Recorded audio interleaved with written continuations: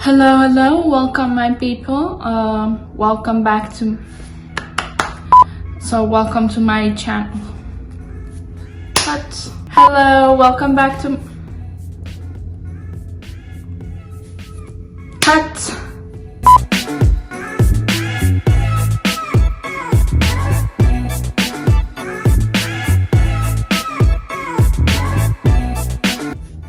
Hello, welcome to my channel. For those of you who don't know me, my name is Susanna Siraj. Welcome. If this is your first time on this channel, make sure you subscribe to this channel. So I decided to do my video in English today. The reason why is the topic that I will be talking about is it involves my international audience, especially the Puerto Rican audience. So I wanted them to listen and understand what I was saying. So because of that, I decided to do my video in English today. I could have actually recorded it in Amharic and then subtitle it, but I realized it's just too much work to subtitle. And then I know that most of my people speak English. If not, at least they understand English. So I decided to do my video in English. If you haven't watched my video before, I normally do my video in Amharic. Amharic is one of the two official languages in Ethiopia. That's where I'm from. I'm Ethiopian. So if this is your first time being here, welcome and nice to meet you. Today I wanted to make a video about my experience in Puerto Rico. My best friend, my sister, and my cousin were there about a month ago. Actually, time flies. We had one of the best times of our lives. I actually did a vlog about it on my previous video. If you haven't checked it out yet, go ahead and check it out. My previous video, I wasn't able to state everything that I wanted to say. I just wanted to focus on our vlog and what we were doing in the country or in the island. So I just didn't say much. So I just was vlogging what was around me. So I didn't say what I wanted to say about some of the things we learned about Puerto Rico and some of the things we experienced in Puerto Rico. So today I'm here to tell you about those things. 5 things we learned in Puerto Rico, or 5 things we learned about Puerto Rico, and some things we experienced in Puerto Rico. And this will be helpful for you if you wanted to visit Puerto Rico in the future. This video is good for you because you'll get some information.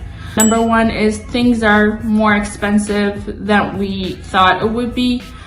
We've went to Mexico before. When we went to Mexico, things were a little bit cheaper than the US because they have their own currency. They have their own money, which is called the peso. So if you convert that to the US dollars, what we used to spend used to not be that much compared. So when you changed it to US dollars, things were not cheap, but at least things were like fair in Mexico, and some things were cheap and some things were fair, and not a lot of things were expensive in Mexico. So that's what we expected to find when we visited Puerto Rico, but that was not the case. They don't have their own currency. They use dollars actually for their money. So things were a little bit more expensive than the United States.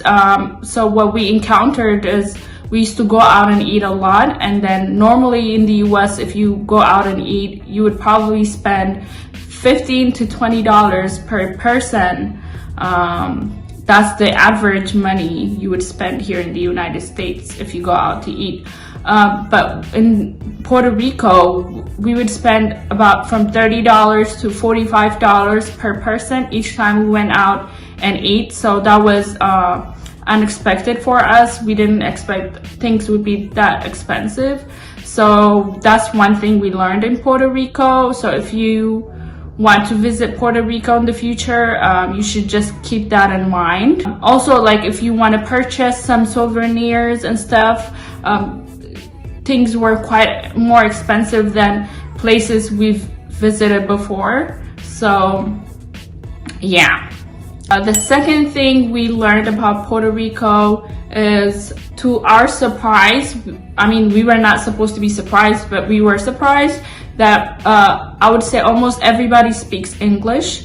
And we shouldn't have been surprised by that, because Puerto Rico is one of US territories, so they should be able to speak English. But the thing that surprised us is because, like I said, we have to compare it to another Spanish-speaking country we've visited before, which is Mexico.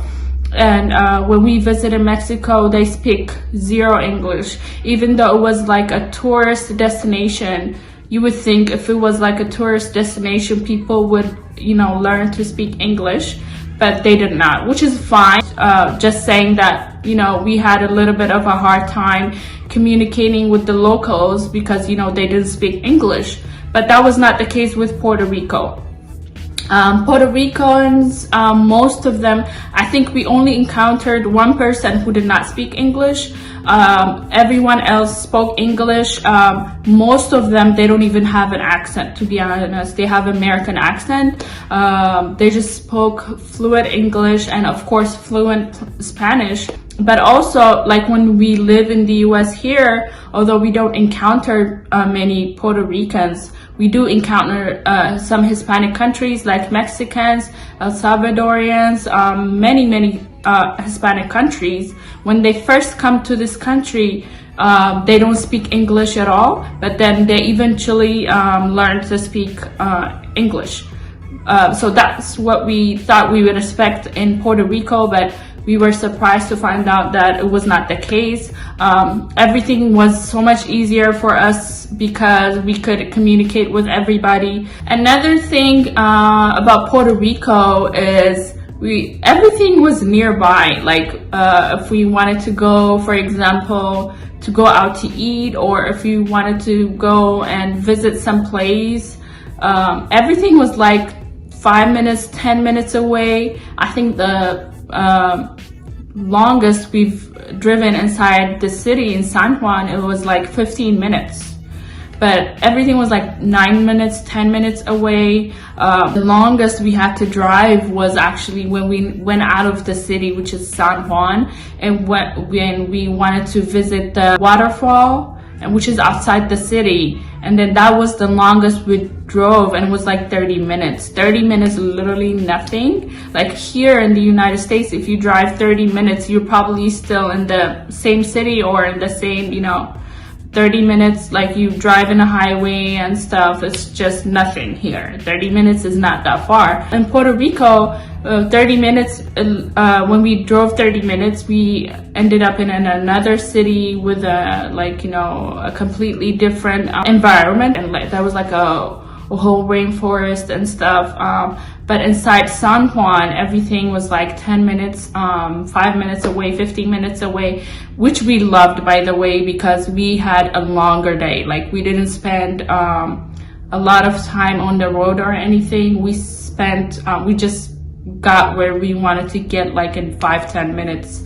So that was a plus up as well. So number 4, so I really wanted to say this in my before video, but I just decided to say it after I've thought about it more and after understand the people more. The 4th thing, which was a little bit uncomfortable for us, is that we got stared on a lot. It's not because of our race, because there's a lot of black people in Puerto Rico, so it's not because we're black. I think it's because of the way we dress. My family and I are Muslims, so we wear our head scarves and we wear long skirts most of the time. And then we cover our hair and stuff like that. So we used to get stared on a lot, and we were really confused the first couple of days. So we knew they were not doing that because they were racist or anything. We knew that it was because they don't encounter many Muslims in Puerto Rico. So because of that, they were just very curious to know, and almost everybody that was on the streets used to stare at us. We got stared on a lot. I even had to confront someone that was in a restaurant that kept staring at us, and I was I tried to stare back at him, so that he can stop staring at us, and he was still staring at us in a very uncomfortable way. So I told him very rude to stare at people, so that he should stop. So that's how uncomfortable things got. But after a couple of days, we literally just got used to it. We took that into an advantage, and we were like, you know what, maybe they're just staring because we're too pretty, and then we just took that into an advantage. We just gave ourselves more confidence to just walk the way we walk. We just took control of everything, and we just when they start staring, we just start being like, oh yeah, we know we're pretty. I wanted to mention this because in case of if any of you, my Muslim viewers or followers, that you wanted to visit Puerto Rico someday, you should just keep this in mind. They just are not used to people dressing this way, which is why they're staring. All right, last but not least, number 5. I hope this doesn't get me in trouble with my husband, but it's a fact that they do have good-looking men. According to my best friend Ahla, because I was not looking. Yeah, I mean, to be honest, I really wasn't looking.